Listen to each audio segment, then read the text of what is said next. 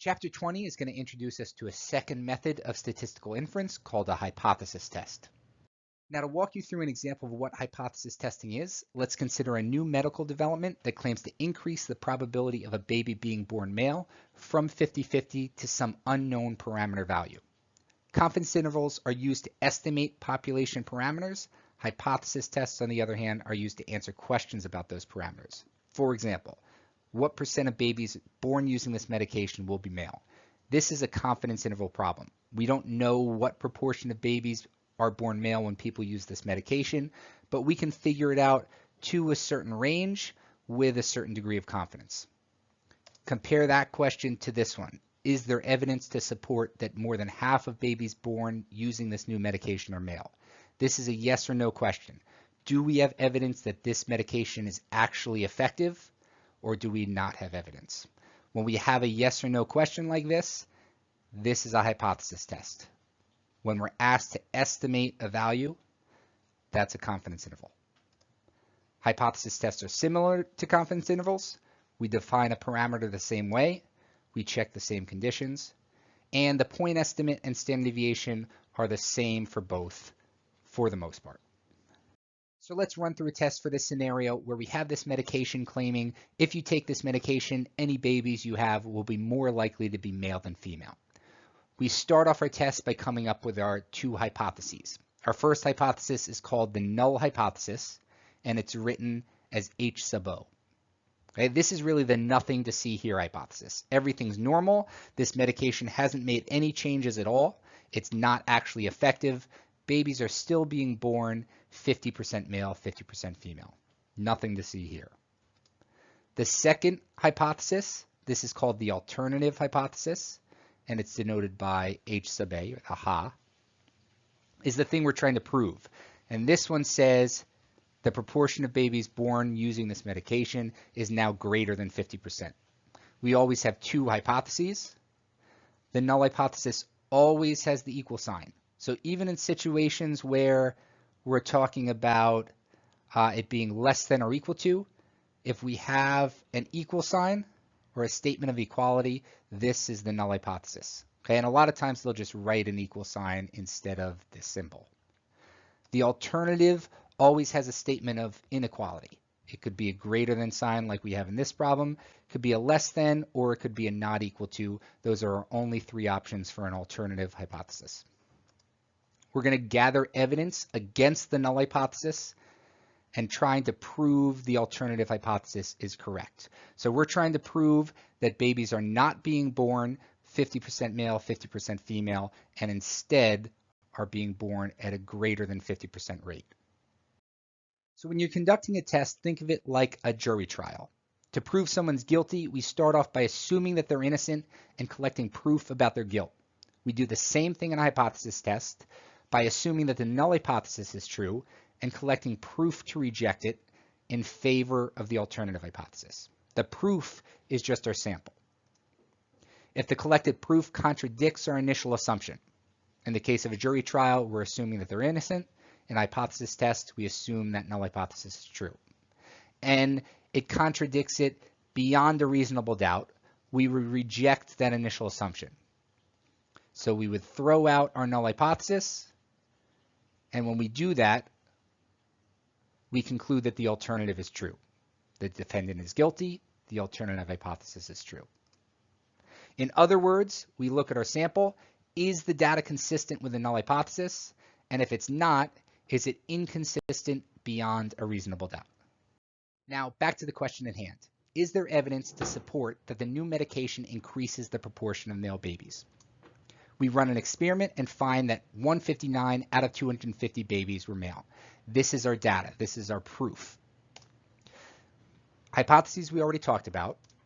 We want to find the standard deviation. Now, one important thing to note is that when we calculate this standard deviation, it's based on the assumption that the null hypothesis is true.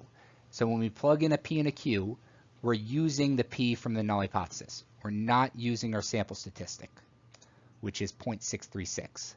What we do use this for is to find out how likely this would be based on a normal model that's centered around that null hypothesis.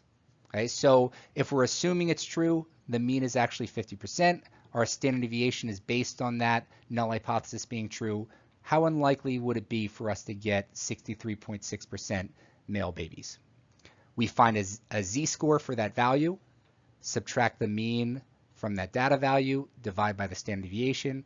We get a z-score of 4.3. That's a really large z-score. Gives us a probability of 0.000085. Now, this probability is called the p-value, and the p-value is a conditional probability. It's the probability of seeing the observed statistic if the null hypothesis is true. The p-value we just calculated is based on an assumption that the percentage of male births actually is 50%. If it's not 50% and the medication actually is effective and the probability of male births has gone up, let's say to 67%, for argument's sake, that's just a made-up number, then seeing 159 out of 250 really isn't unusual at all. In fact, the probability of that happening would be about 87%. So keep in mind, anytime we're talking about a p-value, anytime we're talking about the probability from a hypothesis test, it's based on a conditional probability where the null hypothesis is true. In this case, if the actual probability of having a male baby is 50%, the probability of seeing 159 out of 250 being male is this. Now, we want our p-value to be small. We want it to be below 5% because that means the result of our sample were unusual. Lucky for us, this sample had an incredibly small p-value, which means that the chances of getting 63.2% male babies in a sample of size 250 is so small that it's unreasonable to believe that this would happen naturally. And because of that, we're going to reject the null hypothesis. What we're saying is that if that initial assumption was true, and babies are being born 50% male, 50% female, the probability of this actually happening is so unlikely that we refuse to believe that we witnessed such a rare event. So instead, what's much more plausible is that the proportion of male births has actually gone up. This medication's effective. It's raised the proportion of babies being born male, and that's what we're going to conclude based on this incredibly small p-value. That's the conclusion for our test. This next part is just a hypothetical where we got a p-value that was actually larger than what we got. So if the p-value was not small, it's telling us that the results that we're seeing are not unusual. The data is consistent with the null hypothesis. For example, let's say instead of 159 babies out of 250, we got 130. It's slightly above half. This would have a p-value of 0.2635. It's around 1/4. Okay, so that means that natural variation alone, this would happen about 1 out of every 4 times. That's not unusual enough for us to say that they're not being born at 50% male, 50% female. So in this case, we would say fail to reject the null hypothesis. So we either have enough evidence to reject the null hypothesis, or we don't have enough evidence to reject the null hypothesis, just like we find someone guilty or not guilty. We never can claim to have proved the null hypothesis, just like we can never find the defendant innocent.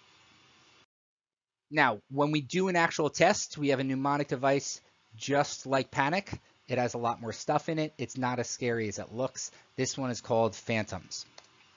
We're going to define the parameter, write the hypotheses, go through the assumptions, name the method, find the test statistic, which is just the z-score, obtain a p-value, make a decision, and state a conclusion.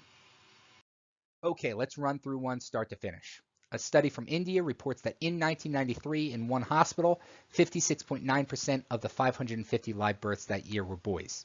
The study's author reports a baseline for this region of 51.7 male live births.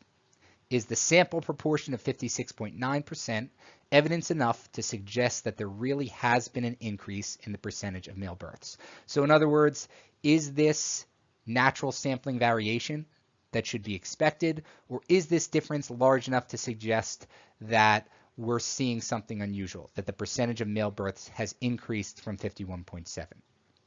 All right, so P in Phantoms, define the parameter.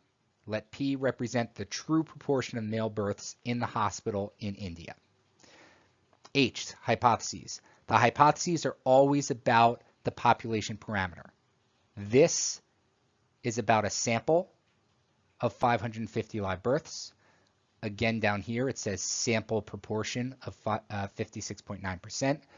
The hypothesis is about the population, and it says there's a baseline in this region of 51.7.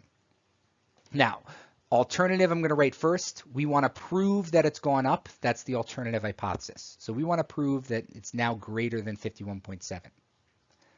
Null hypothesis, we take that same number, we put an equal sign there. Null hypothesis will always have an equal sign. P's in the hypotheses will never have p-hats because they're about the population proportion. So it's always p equals, and then p is either greater than, less than, or not equal to for the alternative. Assumptions and conditions. Randomization in 10%. 550 live births are assumed to be a simple random sample of all live births. 10%. That 550 live births should be less than 10% of all live births in the area. Moving on to the success fail. Keep in mind, this whole test is based on the assumption that the null hypothesis is true. So when we do success fail, we're using the P from the null hypothesis, which is 51.7. We're not using that sample p-hat. Okay, we're using the corresponding Q to check the failures. We expect at least 10 successes and failures in this sample. Name the method. This one is called a 1 proportion Z test. Note that it's really similar to the 1 proportion Z interval that we did with confidence intervals. Test statistic is the Z-score. So we start off by finding the standard deviation. Again, just to drill it in, the entire test is based on the null hypothesis being true. So we're using the P from the null hypothesis. That's why it has that little O there. So 0.517, 0.483, don't put 0.569 there because that's the sample statistic. We get 0.0213 for a standard deviation. So here's our model, centered at 0.517. And we're being asked, how unusual is it to see 56.9% of these babies being born male? Okay, we get a Z-score of 2.441. Make sure you're always subtracting the mean from that data value. The O is obtain a p-value, so we use that Z-score, put it into normal CDF, and we get a p-value of 0.0073. This is less than 5%. It's small. Because of that, we're going to reject the null hypothesis. Now we want to always write this second part. This is the justification. We reject the null hypothesis since the p-value is small, below 5%.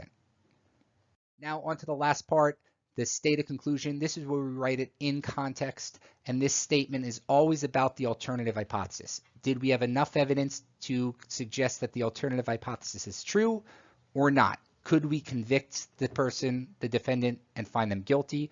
Or do we not have enough evidence? Do we find them not guilty? So our alternative hypothesis is that it's greater than 0.517. Our p-value based on this p-hat, that's standard deviation, is 0.0073. That's small. We decided we would reject the null hypothesis since that was small. We're going to conclude that this is true because we rejected the null hypothesis. We state our conclusion. There is sufficient evidence to suggest that the percentage of male births in this section of India is now greater than 51.7%. Okay, that's the conclusion of our test. Again, I'm going to show you a second part where we get a p-value that's a little larger. So let's say our p-value instead of 0.0073 was 0.1073. So we're above 5%. We're at 10.73%. So what would change? The entire test would be the same until we get to the M, make a decision. Our p-value is not small enough. We would fail to reject the null hypothesis because the p-value is too large or is not small.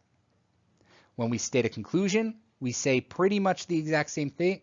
We just say there's insufficient evidence to suggest that the percentage of male births in this section of India is now greater than 51.7%. The last two steps of phantoms, make a decision, state a conclusion, are tied directly to your p-value. If the p-value is small, below 5%, we reject the null hypothesis, and we say there's sufficient evidence to suggest that the alternative hypothesis is true, and we state it in context. If the p-value is not small, it's above 5%, we fail to reject the null hypothesis, and we say there's insufficient evidence to suggest that the alternative hypothesis is true, again in context. The M is always about the null hypothesis, reject it or fail to reject it. The S is always about the alternative. Either we have sufficient evidence to support it, or we have insufficient evidence to support it.